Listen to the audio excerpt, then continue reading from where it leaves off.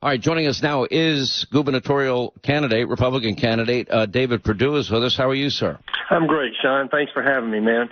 You had a great segment just now, and that relates back to Georgia as well. President Trump is being vindicated on every front now, including, the Hunter Biden debacle, and the Durham report now is vindicating what President Trump said about Hillary Clinton all along with Russia. And now we see evidence of election fraud here in Georgia beginning to creep its way into the public domain. So he's being vindicated all the way around. I'm excited about his endorsement. I'm not too surprised, though. We haven't, in this race, not a lot of money's been spent. Kemp spent about a couple $1 million on negative advertising, and it really didn't have much impact. But we're working hard to get that known out there. That's why this rally is important. That's why Trump is coming to Georgia next weekend. I was just down there this week with him in an event for us. So he's all in.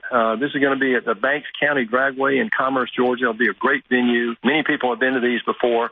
And he's going to make them know what's at stake here. If you want a Republican conservative president in 24 and you want to get the Senate majority back in 22, we got to win this governor's race. This governor's race is critical. That Senate race with Herschel also equally pivotal. And I've endorsed Herschel as well, and I think he'll be a great senator from Georgia.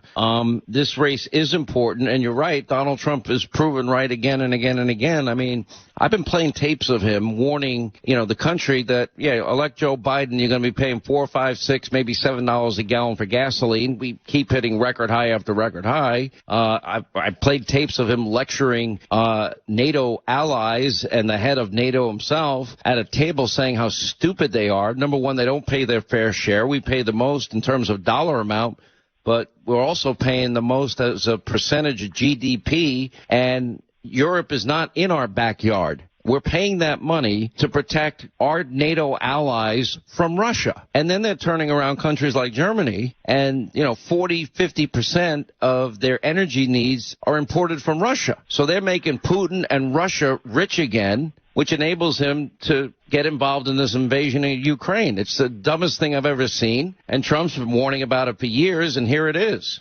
Sean, you've called this out before, but losing my seat in the United States Senate gave the Democrats that 50-50 with the vice president majority. Had we won my Senate seat, and this is where the voting fraud issue becomes really a national issue. If we had kept that seat, we could have stopped this nonsense. We could have stopped ANWR from being shut down, or the Keystone Pipeline from being shut, or the sanctions coming off of Russia. And those 13 soldiers would most probably still be alive.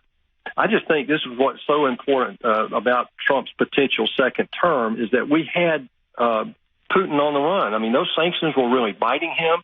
And what did Biden do? He let oil prices go up. And the biggest benefactor of that was Vladimir Putin. Well, let me ask you this, and I think this is really, really important. Why is it that with all the talk of solutions, the one thing that's not even discussed or on the table is America was energy independent when Joe Biden took office? We have all the oil, natural gas, coal we would ever need, and we could supply all of our allies, and it's good for national security, and it's good for job creation, and it would lower inflation. And we'd be able to supply our allies with the energy they need so they're not beholden to Russia. Well, that was the Trump doctrine, was to let's take advantage of what God has blessed us with here in the United States. We were truly energy independent. Not only that, we had enough natural gas that we could have met all of Europe's needs with regard to natural gas. Now, what Biden wants to do is send U.S. dollars to Venezuela and Iran instead of North Dakota and Alaska. I mean, this is nuts. And this is all, you could see it coming in the election in 2016. Remember the Green New Deal? They don't say much about that anymore, but this is the hypocrisy of the Democratic platform. Don Jr. was here last week, and he called it, this is not just Biden. This is the entire Democratic platform, our Democrat platform. And that's what we have at stake here in Georgia. If Stacey Abrams, and you call this out all the time, Sean, if she's governor here, they'll expand Medicaid. They'll take away insurance from people who have it at their employer now and very happy with it. This illegal invasion we have going on will only be exacerbated. She'll have a big haven here, and they have another word for these illegal immigrants coming in, John. They call them voters, and she wants no voter ID anywhere in sight.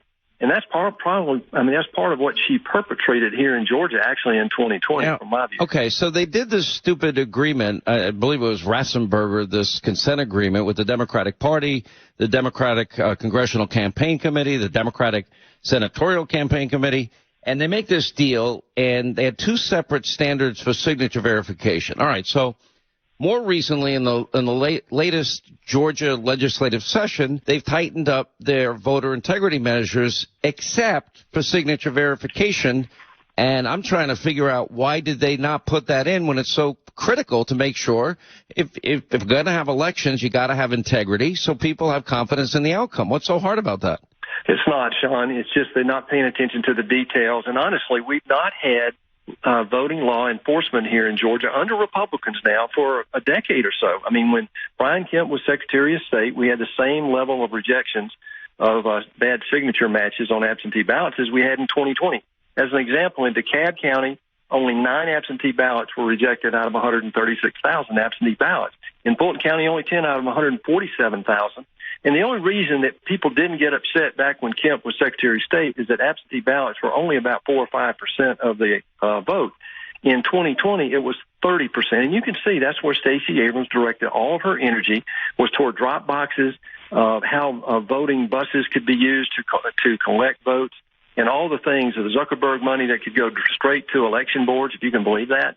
I mean, this is our 4 top leading elected officials were all Republicans, were all asleep at the switch when this was happening, and then have been in total denial since then. That's why I think the vindication of President Trump is so important here.